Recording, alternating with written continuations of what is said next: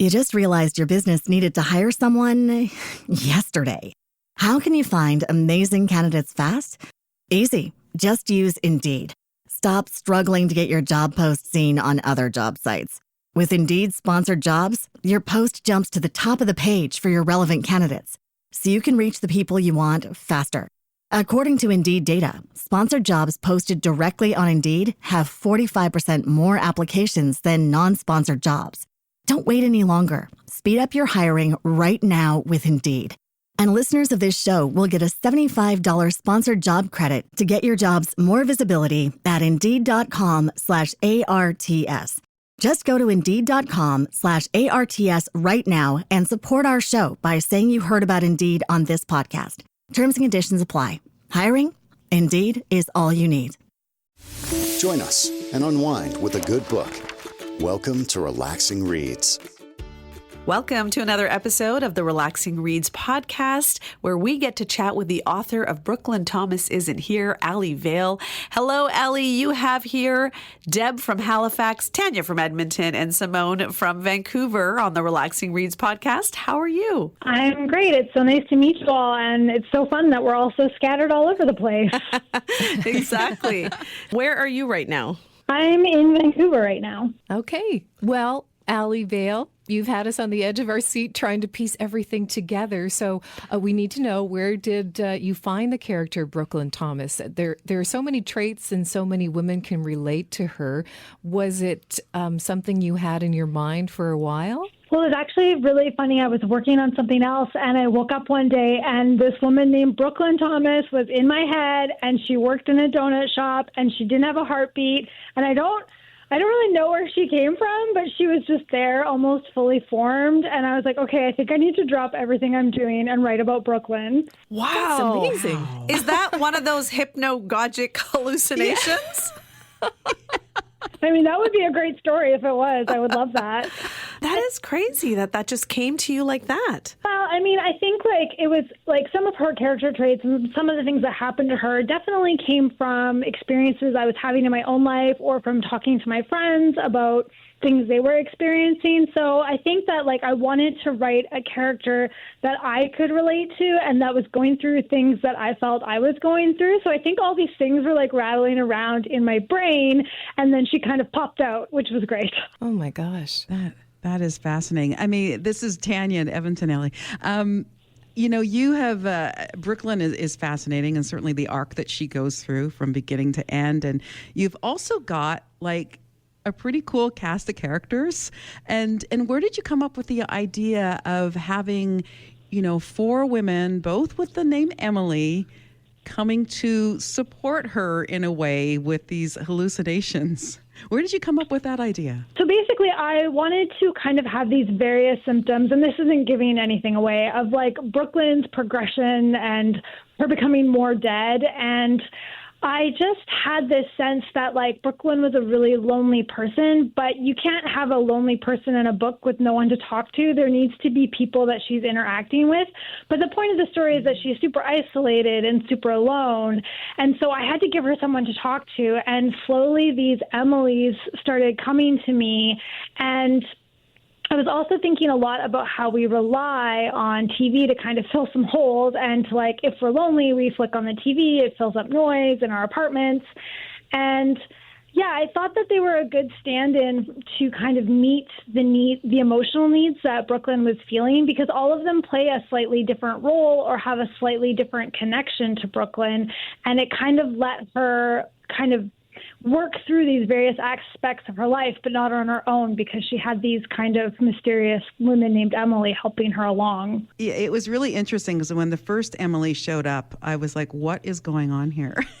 And then it got to the point where I was like, I really love these visitations, these hallucinations of all these different characters, and they're all in their way trying to support Brooklyn and have her become a real person again, Yeah, I think we all kind of hope for some magic, right, in our lives sometimes. And I think that this was Brooklyn's little bit of magic.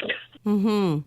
And obviously, it was so nice to see the progression of Brooklyn's journey from the start of the book to where we ended up. And there's a lot of topics in this book that you talk about. There's the mental health, there's the heart health, a lot of pain.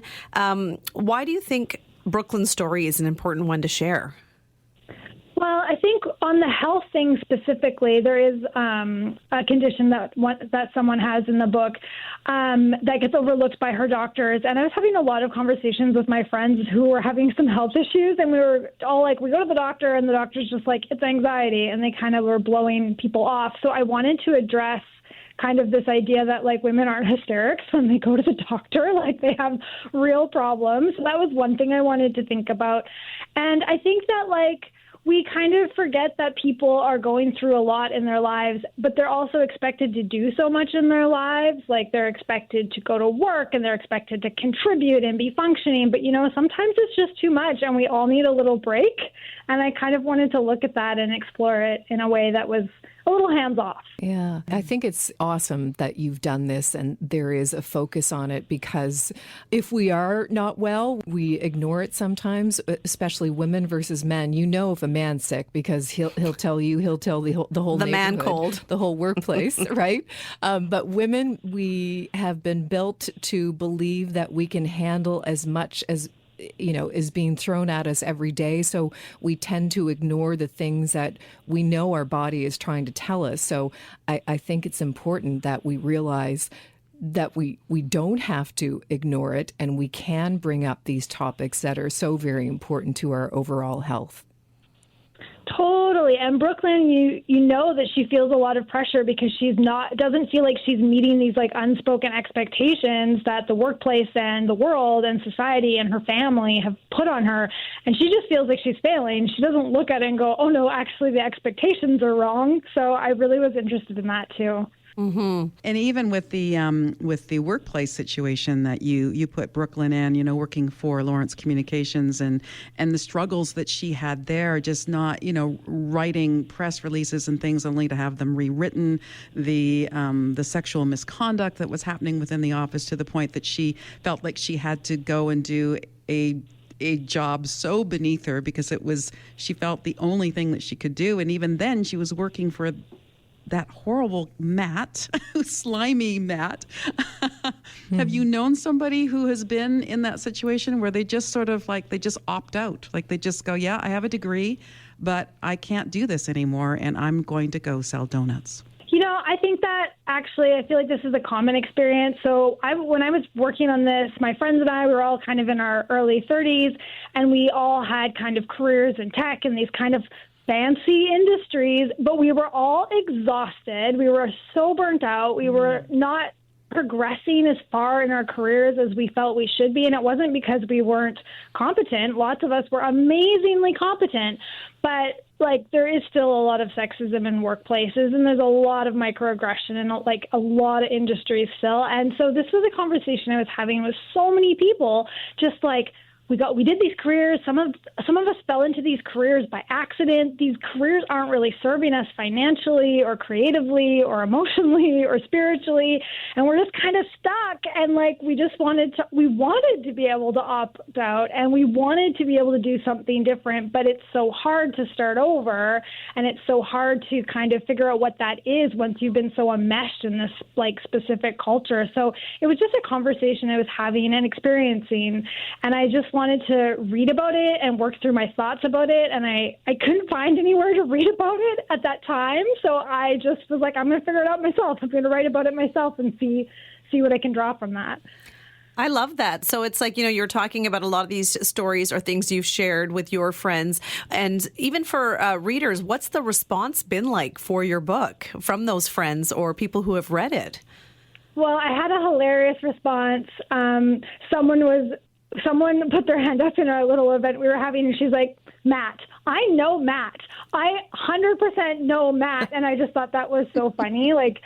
she knew, so, and I was like, wait, does she know him because he's not real, or does she know someone like him? Like, it was just a really funny moment because she was so insistent, and I was like, this is hilarious because she was like so fervent about it. And I have heard from people that they felt seen because they've experienced this stuff, and it sometimes is hard to talk about all of these things that happen at work and our careers because we put a lot of pride in them and we don't want to admit that, we're vulnerable about it sometimes. So, yeah, I've had really positive feedback. People felt like they could really see themselves in some of their experiences in the characters and in the workplaces. Mm-hmm. Yeah, we were talking about some of the characters and wondering if there's room in your mind. Is there another space to continue Brooklyn's story along with some of these other people who came out in the supporting corner in the end? Oh, that's so funny that you ask about that. I feel like that's a question I've had a lot. People are like, when is the next book about Brooklyn Thomas? And I actually haven't planned a sequel for it, but I do feel that, you never know. These things come back around. And I think that, like, these themes are really important to me, like what happens to women at work, how we cope, like how we're treated at work. Like, these are things that are so important to me. So even if there's not another Brooklyn Thomas book or something related to the characters in the book, those themes are going to show up in my other work 100%. You can all sit and eat a box of donuts and talk about where the characters might end up. Yeah, that'd be great. I'd love some tips. I'd love some ideas. Well, I think that's just it, because now we saw, like, she kind of didn't have that support system. Her best friend wasn't around. She gets the support with the hallucinations, and then the struggle with that relationship with her mother where she couldn't talk about her brother. Like, there were so many things, and now it's like she's finally gotten through that. So life is getting good. So I think that's why we're like, it would be nice for her journey to continue. Growing up here, like born and raised in Vancouver, I loved all the Vancouverisms, like talking about the chief and Strathcona. I actually had to Google the bridge named after the dead politician. I know it's the Arthur Lang Bridge now, but I was like, which bridge? Wait, what are we talking about? But when it comes to the donut shops, was there one that you modeled it after in Vancouver or came to mind when writing the story? Well, I definitely spent a lot of time in donut shops over the last couple of years. And so I guess maybe very loosely modeled it after a donut shop, but I tried to put my own spin on it. And certainly there is nothing against donut shop owners in real life. Yeah, you don't want them writing nasty letters to you. No, and I'm allergic to wheat. So, like, I would, order a donut and have a coffee, but, like, I wouldn't always eat the donut. And I saw one of your, in your previous interviews, you said you really enjoyed coming up with all the donut names. Where did they all come from? Oh, yeah, that was super fun because I feel like donuts and Vancouver were so, like, funny and trendy about our food sometimes that, like, I kind of wanted to make it a little bit absurd and kind of be like, really, do we need these crazy flavors of donuts? What's wrong with an old-fashioned glaze, But, yeah, it was just really fun to, like, put together really weird flavors, and I wanted to push the envelope, but every now and then I'd be like, wow, that sounds really good. Like, I wish I could have that flavor right now. I thought the best was when Matt decided to make donut sandwiches. Oh, no. Oh, yeah. I could almost taste them, but not. Yeah. Yeah, it's a little bit queasy making. You're like, do I need this amount of grease in my stomach at this time? No. Grease is all good, especially at certain times.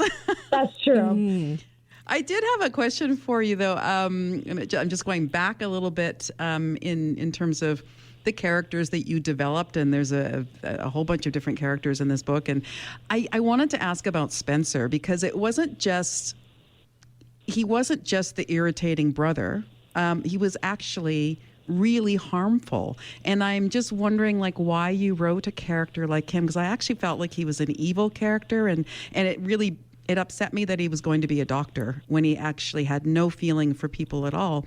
So what is your take on Spencer? Like, how did he come about? Well, I was reading a lot of books about sociopaths and narcissists. I like true crime, so I was always reading about kind of these people who are in these, like, positions of power or positions of that we just typically respect. Like, there's that idea that, like, not a lot of firefighters, but, like, firefighters can also be arsonists, right? Like, it's not completely unheard of So I was really curious about this, and I've met a few people over the years that definitely have made my radar go out. And what's interesting to me is people that I am very suspicious of and have just met, like either as acquaintances or people I've met once or twice. They'll be working in this field that allows them a lot of power over vulnerable people. And, there's a lot of research about how certain types of like antisocial behaviors, they do become doctors or surgeons or astronauts because they have kind of God complexes. And I thought this was fascinating to have this juxtaposition, because also a lot of these people who are, narcissists or sociopaths, they may appear one way to most people, and most people might be like, that person's lovely, but they'll target all of their behavior at one person, and then everyone thinks that that person is the one with the problem. And it happens in workplaces, and it happens in society, and it happens in politics. And so I was just really fascinated by this juxtaposition. And I mean, every book needs a villain, I think. Matt is a villain, but he's a villain we expect because everyone has worked with a Matt or had a boss as a Matt. So I wanted something that was a little bit more sinister, I think. And also, like, in a family structure, we don't often think about misogyny or sexism or how that impacts the people in the family. And I thought that that was an interesting thing to explore as well, because there's so much stuff that happens in families that definitely no one talks about. Absolutely. Yeah. Well, it definitely came across in the book. Yeah. Another Wonderful. layer. I'm so glad he was evil. No, he was. Yeah. Oh, yeah, he was. Yeah, we all really enjoyed the book. It was definitely an eye-opener. It just kind of makes you think, like, we all go through things in life where you can get stuck in a rut or you feel like you don't really have the support system you need, but it's all kind of up to us to see how we get out of it and, how we can change our life. So it was really neat to see Brooklyn's life moving in a positive direction. So, Alli, what's next for you? What are you working on right now, or what are you most excited about? Well, right now I'm working on, I just finished a thriller that my agent is trying to sell, and to keep with my themes, it's about a woman who works in a tech company and all her female coworkers start disappearing. So I think that is kind of a fun take on the tech industry. And I'm also wrapping up another thriller. I was actually editing it when you called, so I'm hoping to finish that one up this year as well. And it has a cult in it, because who doesn't love a cult? Ooh. Yeah.